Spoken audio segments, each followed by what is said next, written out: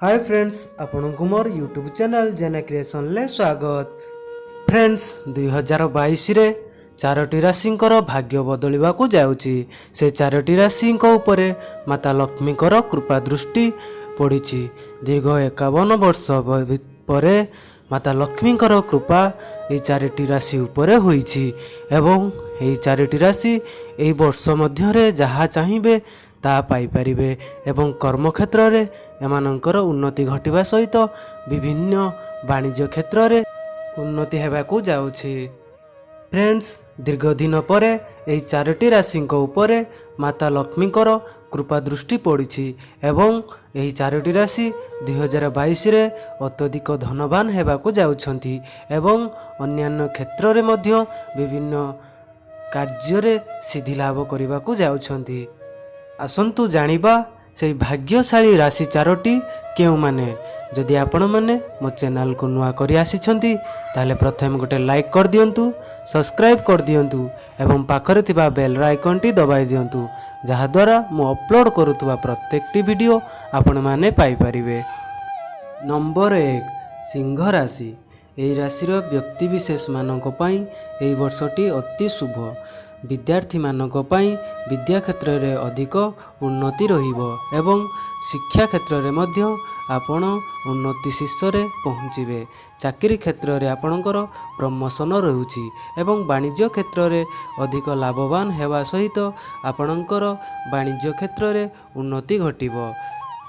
आर्थिक समस्या समाधान होगा सहित शारीरिक समस्यार मध्य समाधान घटिबो एवं आपणक पाखकू विभिन्न पुंजीरू अर्थ आसीबो। ए राशिर व्यक्ति विशेष माने लक्ष्मीकर कृपा दृष्टि ए वर्ष रहिबो एवं वाणिज्य क्षेत्र में उन्नति घटिबो। शारीरिक जंत्रणारू मुक्ति पाइबे।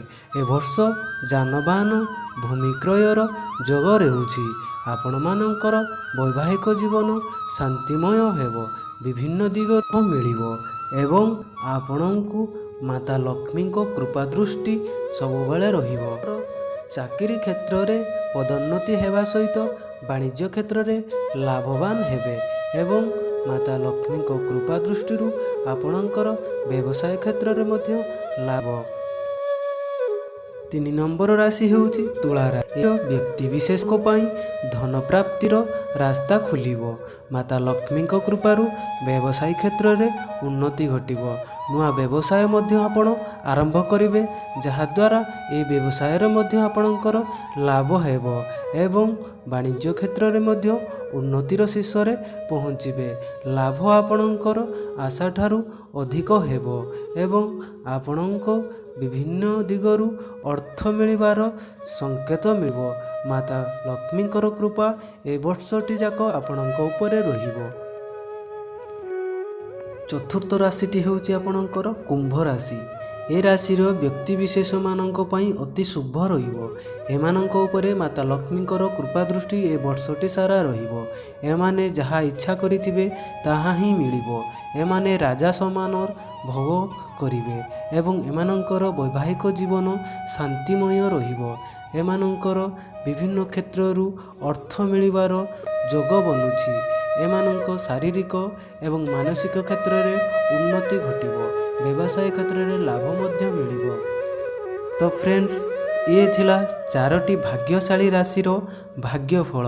माता लक्ष्मीकर कृपारू एही चारोटी राशि 2022 रे बा नूतन वर्ष रे वर्ष सारा एमानकर भाग्य चमकी उठिबो एवं माता लक्ष्मीकर कृपारू एमाने ए वर्ष राजयोग भोग करिवे।